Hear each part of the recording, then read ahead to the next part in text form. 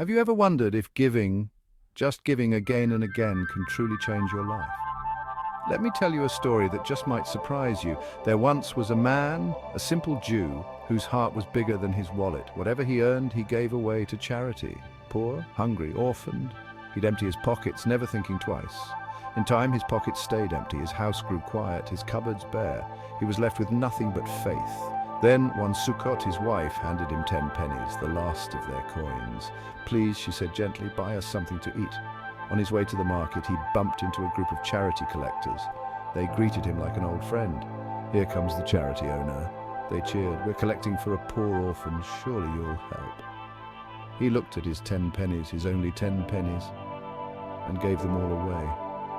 Embarrassed and empty-handed, he couldn't face his wife. Instead, he wandered toward the synagogue. It was Hosana Rabbah, the last day of Sukkot. The synagogue was filled with the laughter of children waving beautiful etrogs, citrons used in the Sukkot prayers.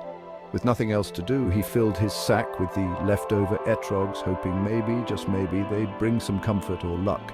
Now this next part is where the story takes a turn. He boarded a ship that carried him far from home to a foreign kingdom. There, the king had fallen gravely ill. No doctor, no wise man could cure his pain. One night, the king dreamed, "Only the etrogs used by the Jews for Hosana will heal you." The king's servants searched the land, desperate for these special fruits. Who did they find, our generous friend, sleeping on his sack of etrogs? "What's in your bag?" they asked. "Just some etrogs from Hosana," he replied. Their eyes lit up. "That's exactly what we need." The etrogs were brought to the king. He ate them and, miraculously, his pain disappeared.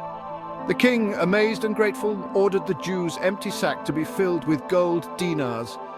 He returned home, not only with wealth, but with a story for the ages, a story that reminds me, when you give selflessly, the kindness you share somehow finds its way back to you. So next time you have a chance to help, don't hold back. You never know how your small act might change the world or your own life. Thanks for listening. If this story touched your heart, hit the like button and share it with someone who believes in the magic of giving.